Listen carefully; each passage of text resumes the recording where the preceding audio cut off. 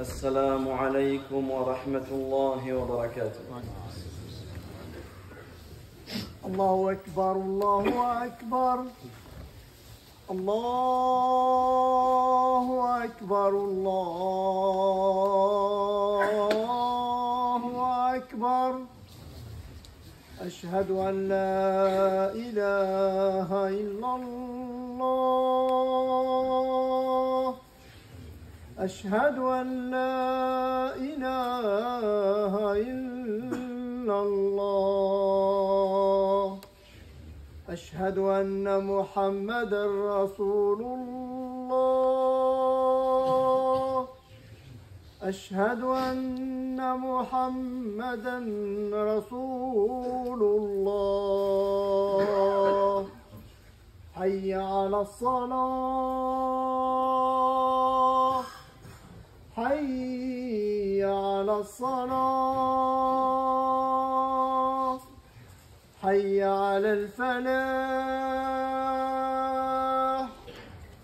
حي على الفلاح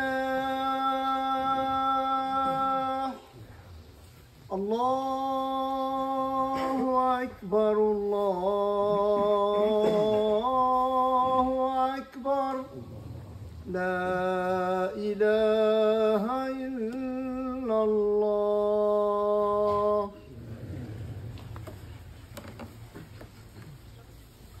الحمد لله حمدا كثيرا طيبا مباركا فيه كما يحب ربنا ويرضاه. إن الحمد لله نحمده ونستعينه ونستغفره ونعوذ بالله من شرور أنفسنا ومن سيئات أعمالنا. من يهده الله فلا مضل له ومن يضلل فلا هادي له، وأشهد أن لا إله إلا الله وحده لا شريك له، وأشهد أن محمدًا عبده ورسوله صلى الله عليه وعلى آله وصحبه أجمعين. أما بعد، أيها المسلمون عباد الله، أوصيكم ونفسي بتقوى الله، فإن من اتقى الله وقاه وأرشده إلى خير أمور دينه ودنياه.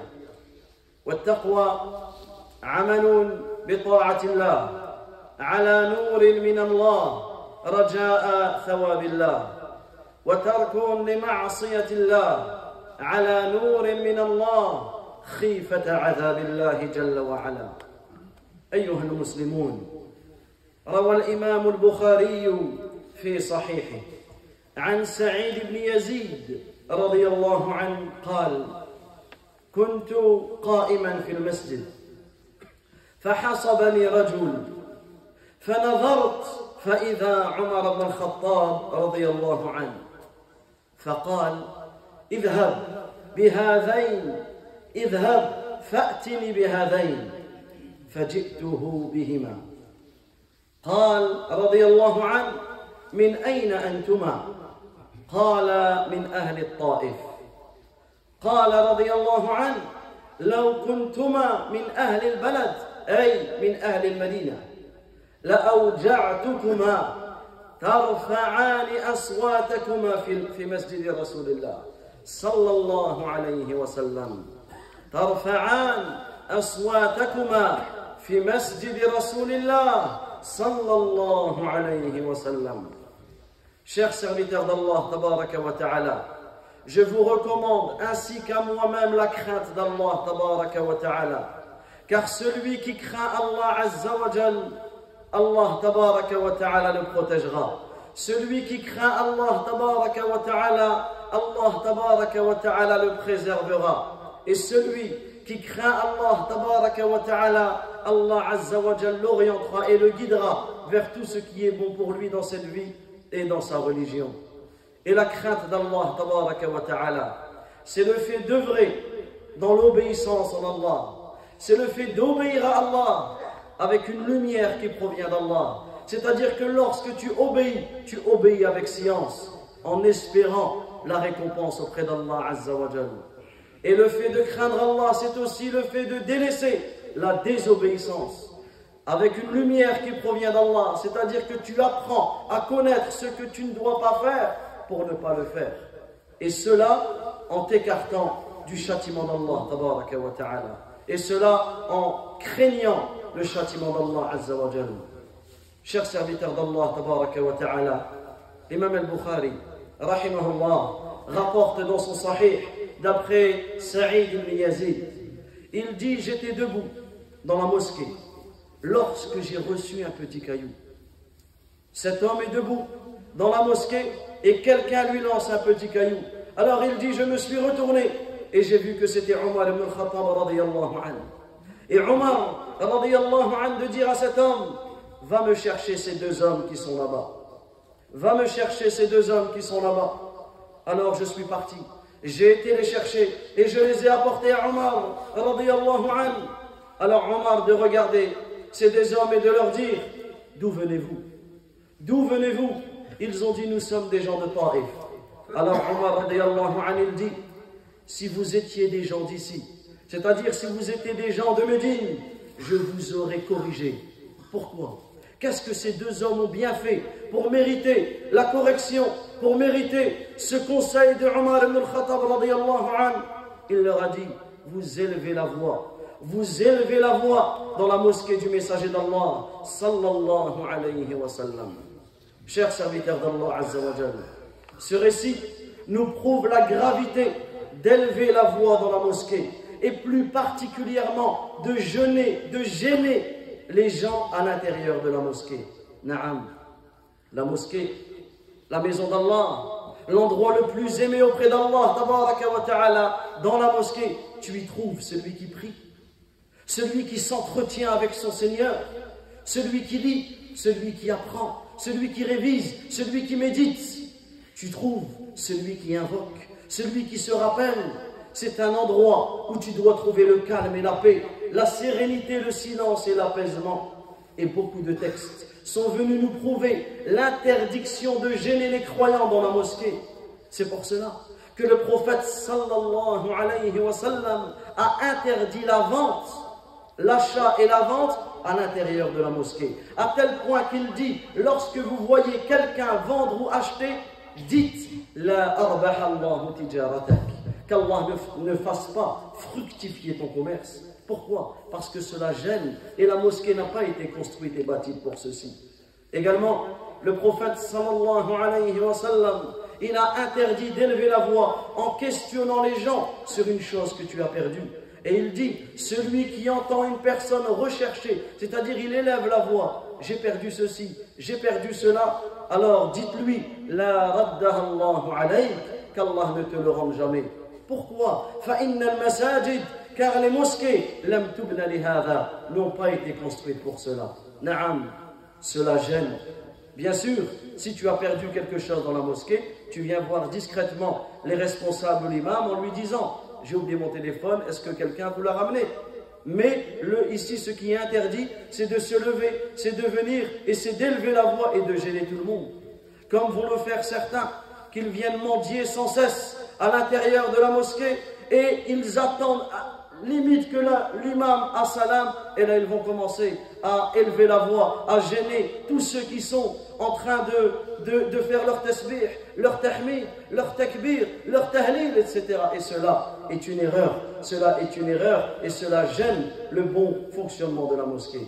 Également, un jour le prophète sallallahu alayhi wa sallam, il est sorti et il a trouvé des gens en train de prier et chacun élevait la voix. Chacun élevait la voix dans sa récitation. Alors écoutez ce que notre noble prophète Muhammad sallallahu alayhi wa sallam a dit. Il a dit: celui qui prie, il s'entretient avec son Seigneur. Celui qui prie, c'est ça la prière. La prière, c'est un entretien que tu as avec Allah tabaraka wa ta'ala, qu'il regarde par quoi il s'entretient. وَلَا تَجْهَرْ بَعْضُكُمْ عَلَى بَعْضٍ فِي الْقُرْآنِ بِالْقُرْآنِ. Et ne levez pas la voix les uns au-dessus des autres par le Coran. Subhanallah. Le Coran qui est la plus belle chose que tu peux prononcer. La parole d'Allah tabaraka wa ta'ala. Même avec la plus belle chose que tu peux faire, Le prophète alayhi salatu wa sallam nous a interdit de se déranger. On ne se dérange pas par la récitation du Coran. Que dire de se déranger par des paroles futiles?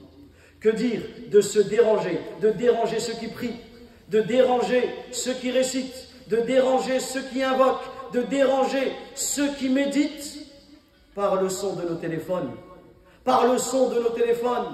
Et ça, en réalité, c'est un fléau. C'est un fléau sur lequel nous devons tous nous corriger. Nous devons tous nous corriger sur cela. Des téléphones qui sonnent sans cesse, des réveils qui sonnent sans cesse. Il n'y a pas une mosquée, il n'y a pas une prière où les téléphones ne viennent pas polluer nos prières. Et ça, en réalité, c'est un grand fléau. Et là, nous parlons seulement des sonneries. Et c'est déjà grave. Aujourd'hui, nous avons atteint un autre stade, qui sont que les personnes à l'intérieur de la mosquée sont sur Snap, sur Insta, sur TikTok, sur YouTube, sur ceci, sur cela, des images qui regardent dans la mosquée, al-fawahish, des choses, Allahul Musta'an, qui sont commises dans les maisons d'Allah Azza wa Jal. Et la personne simplement, elle vient au Jumu'ah, elle s'assoit et elle regarde comme si de rien n'était. Où est notre cœur? Où est le ta'zim, l'importance que l'on doit donner à la mosquée, à la maison d'Allah, tabaraka wa ta'ala? Avons-nous oublié? Alam ya'lam bi anna Allah yara? Ne sait-il pas qu'Allah Azza wa Jal voit? Donc en réalité, ce téléphone doit être banni de la mosquée. Il doit être banni de nos cœurs parce qu'aujourd'hui, il a pris une place tellement importante. Et regarde, ne serait-ce que tu as perdu ton téléphone ou même tu n'as plus de batterie. Regarde dans l'état où tu te trouves. Regarde dans l'état comment tu es de stress et d'angoisse, simplement parce que tu n'as plus de batterie. Et chacun va voir le lien qu'il a entre son cœur et son téléphone. Que dire de déranger les personnes? Que dire de déranger nos frères et nos sœurs dans des discussions futiles? Et là, plus particulièrement, le jour du Jumu'ah, dans la salle des femmes. Et ici, c'est un rappel que toute femme qui se rend à la mosquée doit écouter. Beaucoup de nos sœurs ne viennent plus à la mosquée. Beaucoup de nos sœurs ne viennent plus écouter le rappel, l'exhortation pour leur cœur. Pourquoi? Parce que c'est impossible d'écouter l'imam. Parce que ça parle, et ça discute, et ça rigole, et ça polémique. Non. La femme se doit de craindre Allah Azza wa Jal comme l'homme. Et là, je parle de la femme, mais bien sûr, cela est général pour tout le monde. Mais ici, on se doit de prendre conscience de cette importance, que ce soit le Jumu'ah, que ce soit l'Eid ou autre. Que dire de ceux qui viennent à la mosquée, accompagnés de leurs enfants? Et c'est très bien qu'un enfant vienne à la mosquée. On habitue nos enfants à la mosquée. On habitue nos enfants à la mosquée, je le répète. Par contre, ce n'est pas simplement on les habitue de venir à la mosquée et on les laisse.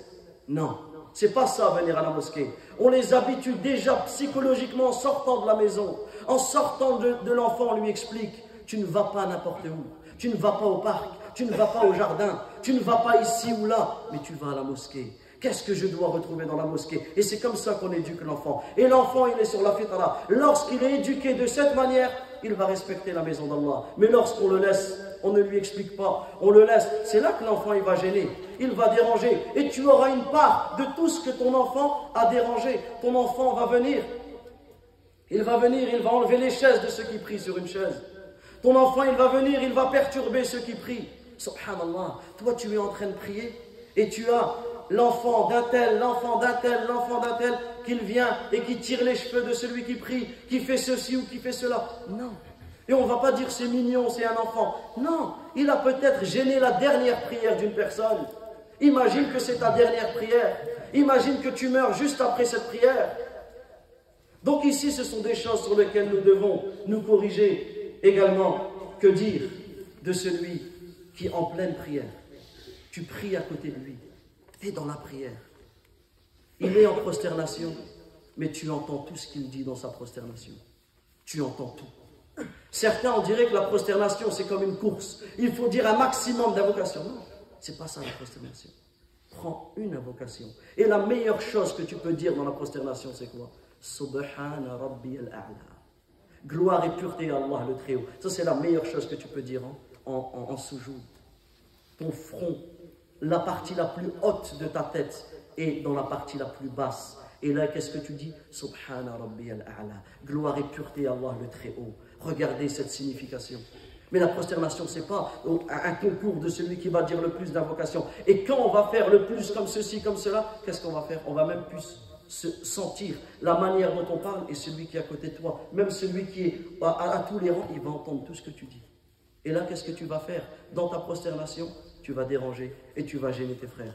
Regardez et arrêtons-nous sur ce point, sur le fait que le prophète alayhi salatu wassalam nous a interdit, peu importe comment, de déranger et de gêner les frères et les sœurs à l'intérieur de la mosquée. أقول قولي هذا وأستغفر الله لي ولكم ولسائر المؤمنين من كل ذنب إنه ولي ذلك والقادر عليه فاستغفروه يغفر لكم إنه هو الغفور الرحيم.